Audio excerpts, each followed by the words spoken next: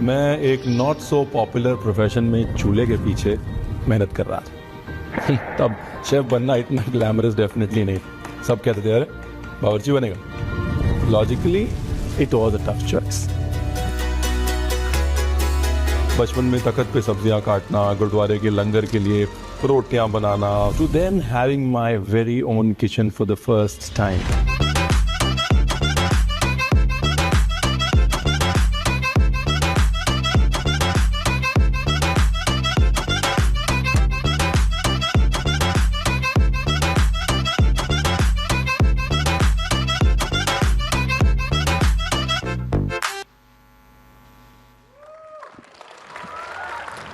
Thank you जी, thank you very much, thank you, thank you. बहुत धन्यवाद रिनी जी, सोहेल, और जोरदार तालियों से स्वागत करिए रणबीर बरार का।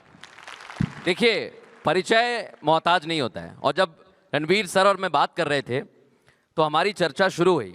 मैं थोड़ा सा अध्यात्म में रहा हूँ और सर रहे हैं भोजन में। एक आपको श्लोक पढ़ के सुनाता हूँ मैं। आप प्रथम कर्तव्यम भोजनम द्वितीय कार्यम। पहला कर्तव्य सबका होता है कि खाना मिल जाए पेट में, उसके बाद कार्य करेंगे। लेकिन रणवीर जी के साथ ऐसा है कि वो कार्य करते हैं भोजन का और लोगों के घरों तक पहुंचे हुए हैं। जोरदार तालियों से स्वागत करता हूं सर आपका। और जब भोजन की बात आती है, मैं शुरुआत करूंगा सर, क्योंकि हमने देखा आपने गुरुद्वारे से लंगर से शुरू किया, लखनऊ में आप रहे, और आज की हमारी जो थीम है वो है लिमिटलेस इंडिया। यानी हमारी कोई लिमिट नहीं है, हम वहां तक जाएंगे जहां पर सर्वोच्च स्थान इस लक्ष्य को प्राप्त करेंगे। तो आपका सफर कैसा रहा सर, लखनऊ से यहां तक का? देखिए, आई थिंक वो सफ़र जो है वो हर छोटे शहर से आए हुए बच्चे का वैसा ही होता है। अगर आप इंडिया में अर्ली 80s में, लेट 70s में पैदा हुए हैं, और I call it even before DD1 there was Doordarshan, है ना। सो अगर आप प्री DD1 एरा से हैं जब 1 और 2 भी नहीं होते थे, तब की लाइफ, उस लाइफ की हसल और ख़ुद को प्रूव करने की ज़िद एक अलग किस्म की ज़िद होती थी। ख़ासतौर अगर आप छोटे शहर से हैं तो, बिकॉज कई बार आपके लिए फ्यूचर प्री डिसाइडेड होता था। वही 3 ऑप्शन होते थे, और उसके बाहर जाने का दिल तो बहुत करता था, लेकिन डर भी बहुत लगता था। और वो 3-4 ऑप्शन वही डॉक्टरी, UPSC, इंजीनियरिंग, नहीं तो बैंक पीओ, नहीं तो रेलवेज। वो पटरी पे फार्म मिलते होते थे, है ना। सब GPO के बाहर, स्टेशन के बाहर, पटरी पे वही फॉर्म होते थे। वहीं पे जाके फ्यूचर डिसाइड होता था सबका, या फिर पापा के 4 दोस्त बैठ के फ्यूचर डिसाइड करते थे। सो दैट वाज इंडिया ना, that was India in the 80s and the 90s। तो मेरा सिर्फ इतना ही था कि वो नहीं करना है। थोड़ा सा डर तो था, लेकिन हमें लगा कि यार ये तो बहुत गलत हो जाएगा कि अगर सारी ज़िंदगी बिकॉज यही फॉर्म अवेलेबल हैं पटरी पे, या यही पापा के दोस्त के बेटे यहीं जा रहे हैं, तो हम भी यहीं जाएं।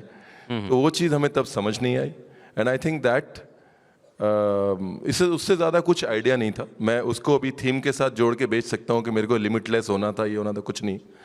उससे ज़्यादा उस समय कुछ आइडिया नहीं था। उस समय सिर्फ यही था कि यार ये नहीं करना है, कुछ और करना है। And I think that for me to be limitless you need to understand that, वो इंग्लिश में कहते हैं ना कि courage is not the absence of fear, है ना, it's the ability to act in the presence of fear. So I think उसको acknowledge करना कि यार डर तो लग रहा है बट कुछ तो करना है, आई थिंक वो प्रॉबली मेरे लिए काम किया। And maybe that is the mantra to limitlessness that I think a small town kid growing up in the 80s has given India. और आज मेरे बिजनेस में ही नहीं, हर इंडस्ट्री में वो छोटे शहर के बच्चे कहीं CEO हैं, कहीं MD हैं, वो उस लिमिटलेसनेस को जिद से प्रूव कर रहे हैं कि डर तो लगा पर किया। I think that's what it is. ये कहानी जैसी शुरू हुई और वैसी ही चल रही है। आपने कहा कि सोचा नहीं था, लेकिन आपने वो कार्य किया। एक बात मैं जानना चाहूँगा और पूछना भी चाहूँगा, खाना तो सभी बनाते हैं, सिखाते भी हैं, लेकिन उस खाना बनाने और सिखाने के साथ इतिहास बताने का तड़का लगाया है आपने। और इतिहास नहीं, भारत की समृद्ध परंपरा क्या है वो भी आपने दुनिया को बता दी है। यही आपको लगता है कि विचार दुनिया को देखना चाहिए भारत की तरफ?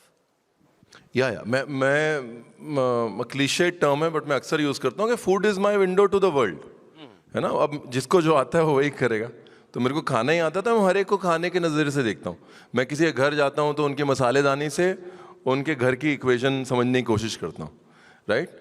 अब किसी के घर में मिर्ची ज़्यादा, मसालेदानी में मिर्ची के 2 डब्बे हो गए, है ना, तो समझ में आता है भाई ये मिर्ची ज़्यादा खाते हैं। किसी के घर में, नॉर्थ इंडियन के घर में अगर मसालेदानी में राई मिल गई, कड़ी पत्ता मिल गया, तो समझ में आ गया भाई कोई इंटर मैरिज हुई है, यहाँ साउथ में से ट्रांसफ़र होके आए हैं, राइट। तो कहने का मतलब ये रणबीर ने बता दिया, फिर कहना मत कि रणबीर ने बताया नहीं था।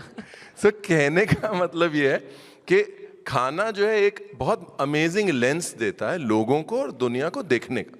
और घर की मसालेदानी से आज आप वापस जाएंगे, देखिएगा कि अगर आपकी मम्मी की मसालेदानी या आपकी मसालेदानी में जीरा 2 में क्यों है, अब हर तड़के में आपका हाथ वहीं पे जाता है, तो समझ में आता है कि इनका खाना कुछ ऐसा होगा, पॉइंट ऑफ व्यू।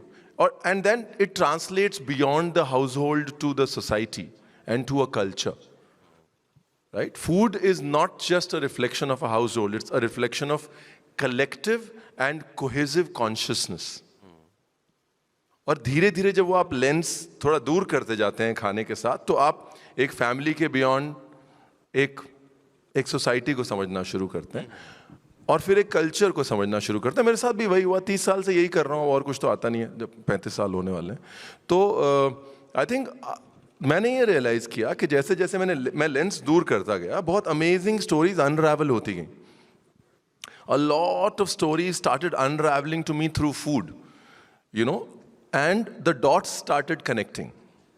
किसी के घर की कोई कहानी कहीं दक्षिण भारत में जाके जुड़ी, फिर उसके बारे में पढ़ाई करी, फिर किसी से उठी हुई कोई कहानी कहीं जाके जुड़ी। ये 10-1 साल तक ये प्रोसेस चला और फिर I got to understand that the only way to really look forward is to look back and find that connect which is in our DNA. कुछ अन्न पार ब्रह्म कहते हैं ना, खाना हमारे अंदर, हम हैं ही, हाड़ मांस क्या है, खाना ही तो है। तो वो हमारे डीएनए में है। हमारे खाने का कनेक्ट हमारे पूर्वजों की नॉलेज और उनका खाने के साथ कनेक्ट सब हमारे डीएनए में है, सिर्फ उसको इन्वोक करने की जरूरत है ना। So the only way to actually sort of look forward for us when it comes to food is just go back. It's all there and धीरे धीरे कुरेते मिल जाएगा कहीं ना कहीं। And I think not just individually मिल जाएगा, as a society we have a lot to discover for ourselves through our food, and that's what I very strongly believe in. और इसलिए शायद मैं बार बार स्टोरीज को, इतिहास को इन्वोक करता हूँ अपने कॉन्वर्सेशन में।